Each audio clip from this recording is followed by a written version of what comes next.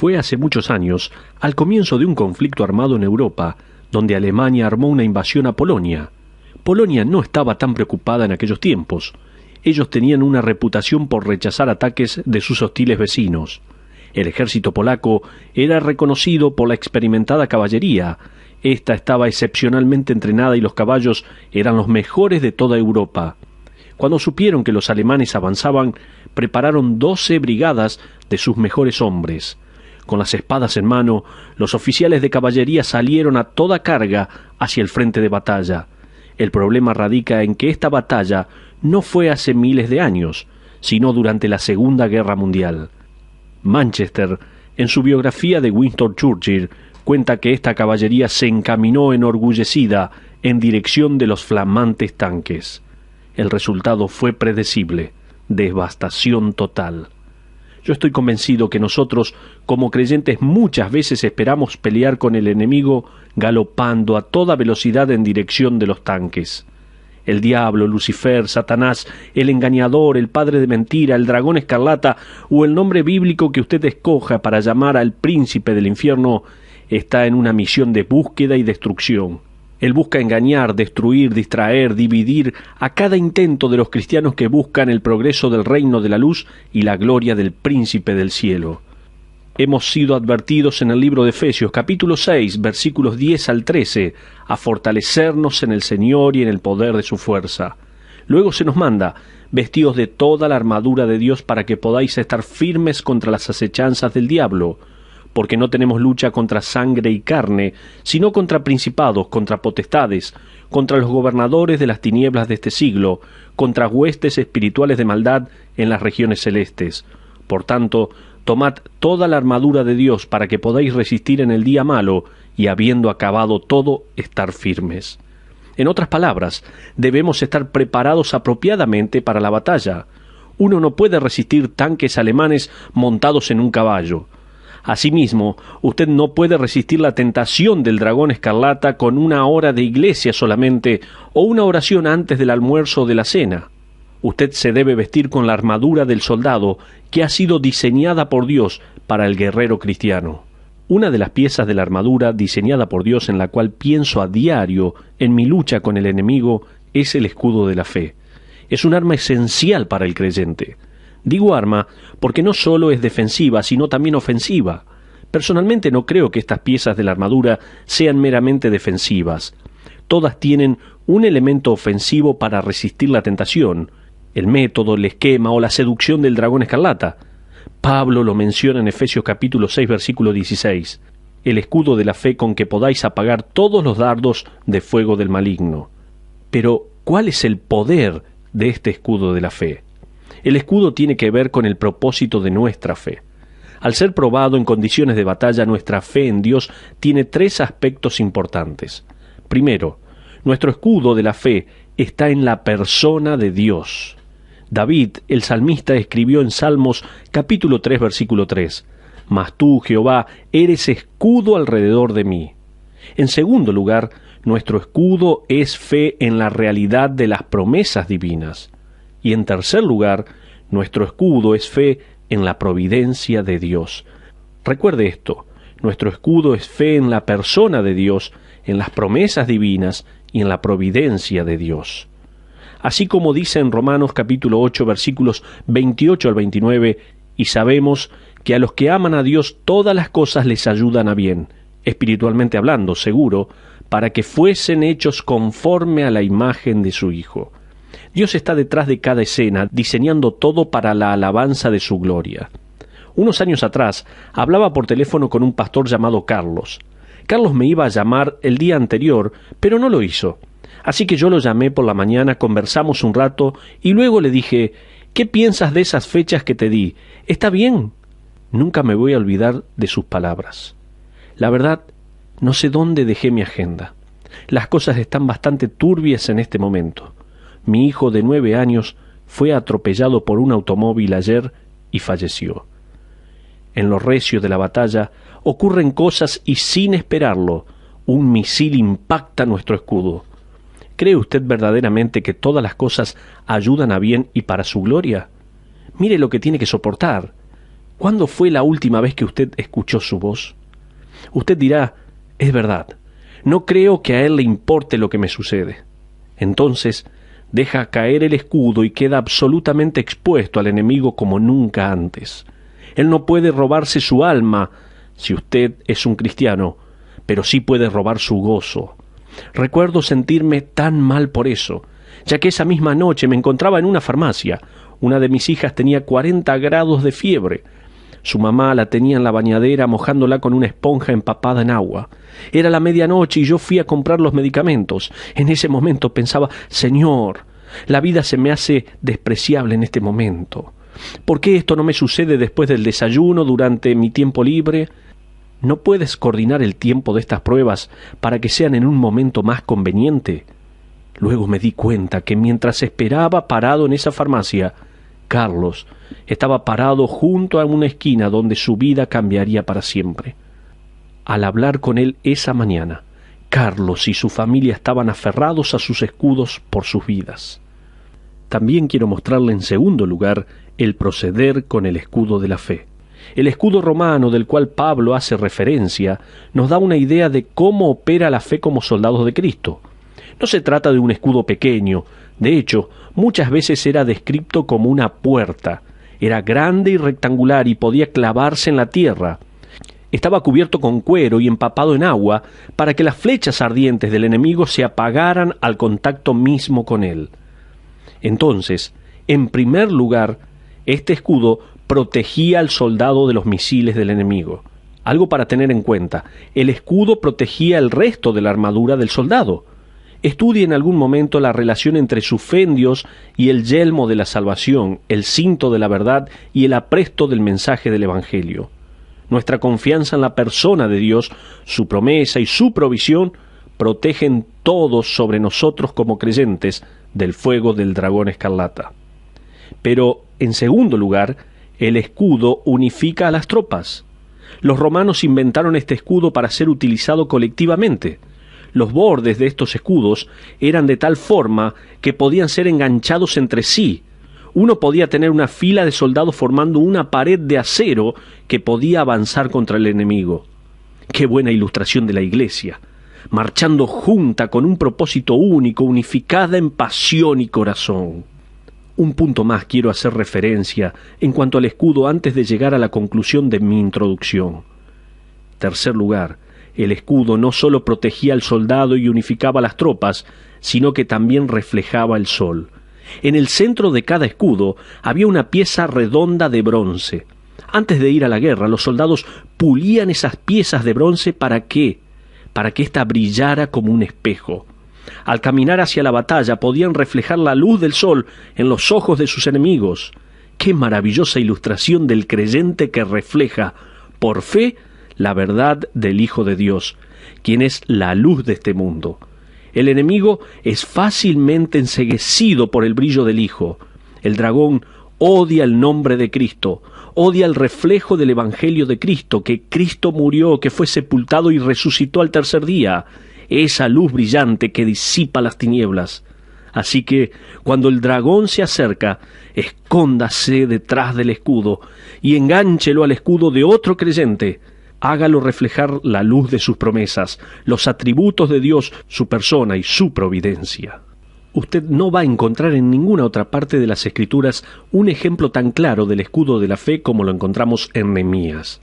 Lo invitaría a que arme su carpa conmigo dentro de los muros de la ciudad, que a esta altura están construidos por la mitad. Estamos en el capítulo 4 y los enemigos han agregado otra legión a sus filas. Fíjese en los versículos 7 y 8.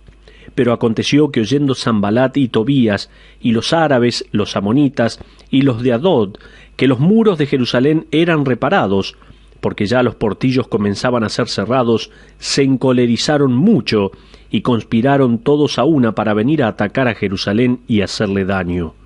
Si tuviera un mapa a la mano, para ver la ubicación de las naciones hostiles, usted se daría cuenta que con la presencia de los filisteos al oeste, Jerusalén se encuentra absolutamente rodeada.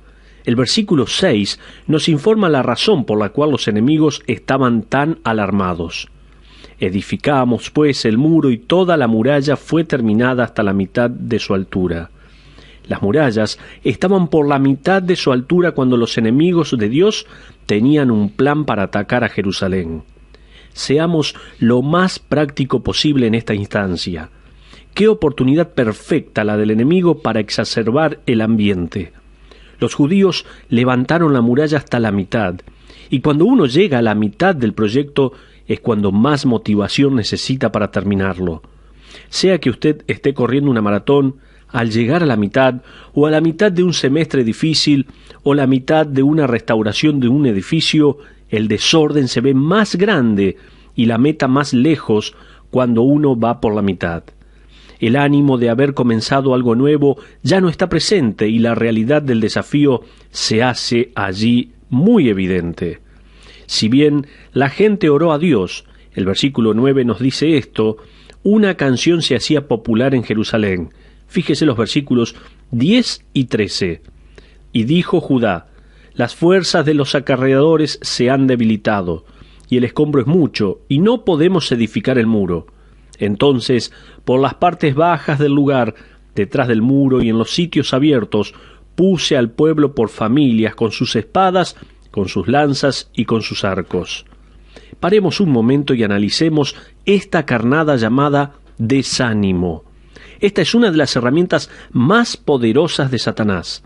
Más y más creyentes son relegados a un costado por causa del desánimo que por cualquier otra razón. No sería sorprendente si descubrimos que el desánimo es más agudo cuando llegamos a la mitad de algo en la vida. Algunas razones son, primero, la gente estaba cansada. Vemos en el versículo 10a que nos dice que cantaban las fuerzas de los acarreadores se han debilitado. La primera mitad de la obra los había extenuado. Estaban cansados físicamente y a causa de ello vulnerables. Pero segundo, el pueblo se había distraído. Fíjese lo que dice el versículo 10, y el escombro es mucho. La palabra clave aquí es y, o sea, puesto de otra manera, estaban físicamente exhaustos. Aún así, a pesar de todo el trabajo que habían hecho, quedaban aún todos los escombros. ¿Se percibió usted en qué se comenzó a fijar el pueblo? No en lo que habían terminado, ni en el progreso de la obra, sino en lo que los estorbaba en su camino. Montones de piedras, basura y polvo. Eso era todo lo que podían ver. A veces, cuando usted está criando sus hijos, o llevando a cabo una tarea exigente en su trabajo, o construyendo un buen matrimonio, no ve nada más que escombros. Uno ignora lo que ha logrado y se concentra en lo que aún no se hizo. Ese es el problema de llegar a la mitad. Tercero, con razón la canción continúa en el versículo 10 diciéndonos que la gente se sentía sin esperanzas. Cuando uno está exhausto, el trabajo no cede. Todo lo que usted ve son cosas sin terminar y la próxima característica, la del desánimo, se instala entre nosotros. Fíjese cómo continúa el versículo 10. Y no podemos edificar el muro. Nehemías, es suficiente ya. Cansados estamos. Levantamos el muro hasta la mitad, pero nunca lograremos construir hasta arriba. Y para poner las cosas aún peor, ese desánimo estaba mezclado con temor. En cuarto lugar, el pueblo temía por su futuro. Fíjese los versículos 11 y 12.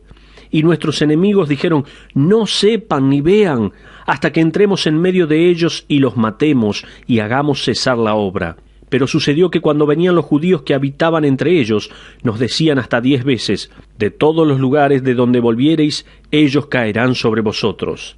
A mí me encanta el grupo de judíos que vivía en las proximidades entre ellos. ¿A usted no?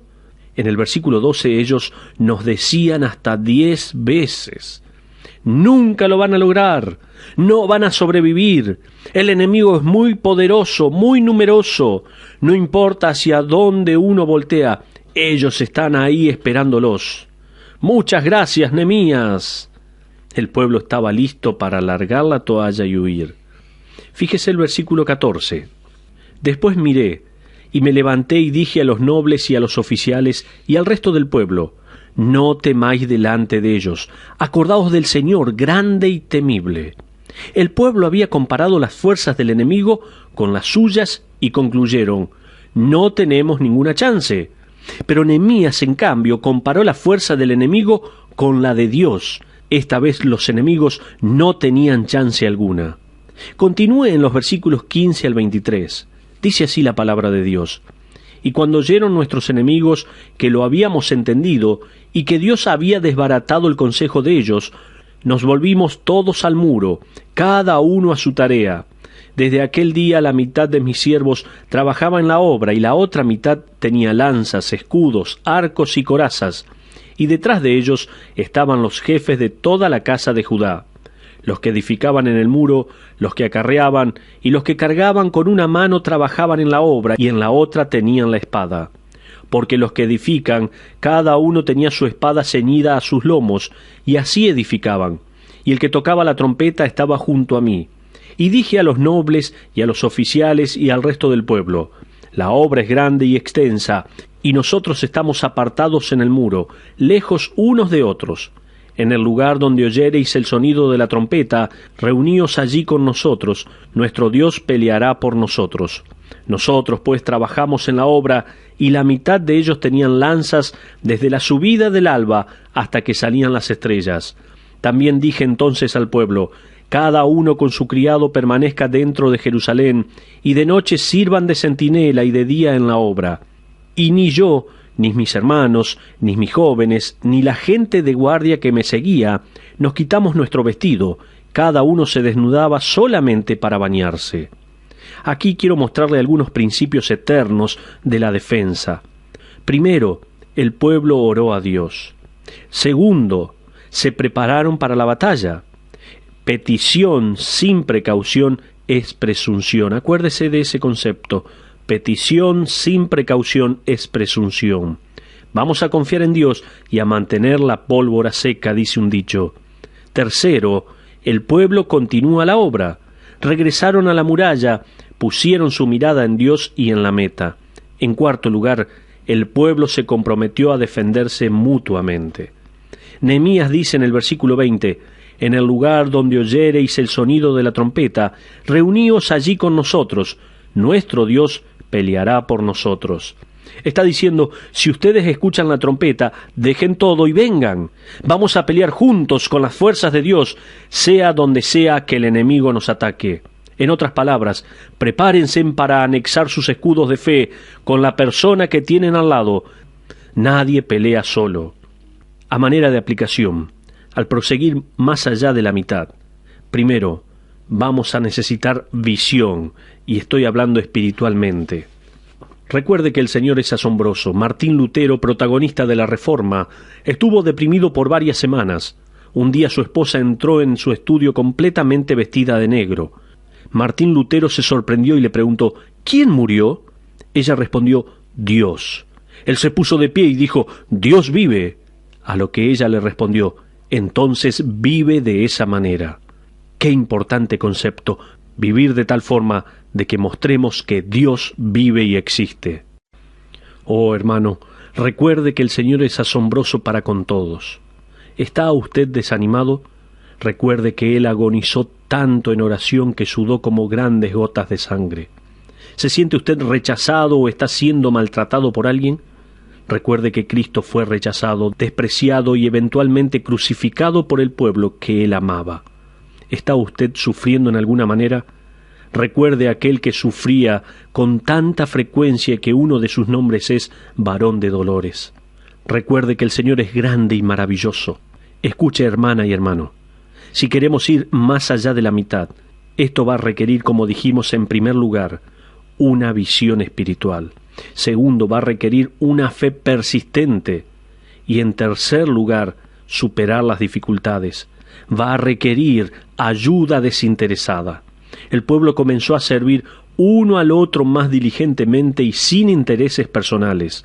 Trabajaban hasta que salían las estrellas, como lo indica el versículo 21. No se cambiaban la ropa, como vemos en el versículo 23. Estaban dispuestos a animarse uno a otro y luchar mutuamente.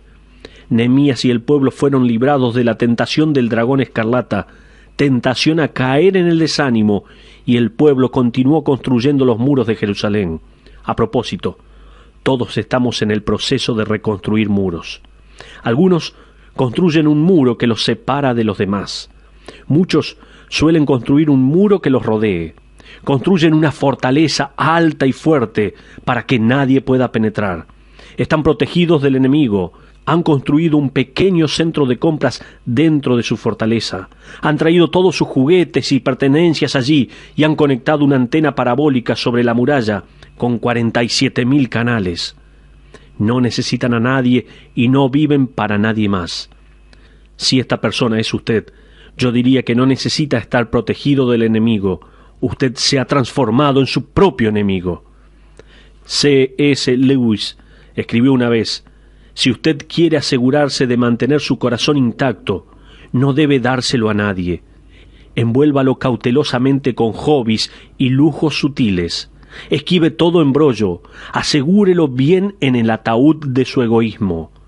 Pero una vez en el ataúd, seguro, oscuro y sin movimiento alguno, va a cambiar. No se va a romper, se va a hacer irrompible.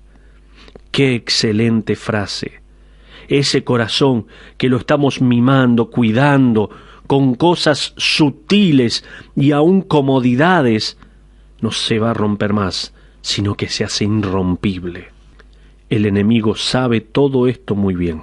Él mueve su anzuelo con la carnada del desánimo y espera que algún creyente lo muerda y abandone el muro por su propia torre privada. Si pudiésemos reescribir las eternas verdades aprendidas en Nehemías capítulo 4, que nos ayudan a sobrepasar las dificultades encontradas en medio del camino, serían simplemente estas. Primero, concentrarse en lo que es realmente importante. Segundo, recuerde en quién confía. Tercero, preséntese para el trabajo en la muralla. Estos son conceptos muy importantes. ¿Ha hecho una muralla alrededor suyo? Tal vez está desanimado. ¿Por qué no oramos a Dios? Este es un muy buen momento para hacerlo. Ore allí donde se encuentra. Dios le está escuchando. Hable con Dios. Hable con Él. Tal vez le tiene que decir: Señor, estoy desanimado. Estoy a la mitad del camino y quiero proseguir adelante. Tal vez usted mismo se hizo una muralla y no hay nada que pueda entrar a usted, y su corazón se hizo irrompible. ¿Por qué no ora en este momento y le pide a Dios que le ayude, que le dé una nueva oportunidad? Padre, te alabamos, te damos muchas gracias por el ejemplo de Nehemías y este pueblo que se fortaleció en ti, con una visión espiritual, mirando a ti, mirando la meta y no mirando los escombros. Señor, tal vez hay muchos oyentes en este mismo momento que están desanimados. Fortaléceles, cambia su visión, muéstrales, Señor, lo que tienen que ver conforme a tu palabra. Y por aquellos, Señor, que tal vez se encerraron en sí mismos, que puedan ver la luz de tu palabra y, Señor, puedan salir a disfrutar de lo maravilloso que es compartir el Evangelio con otras personas.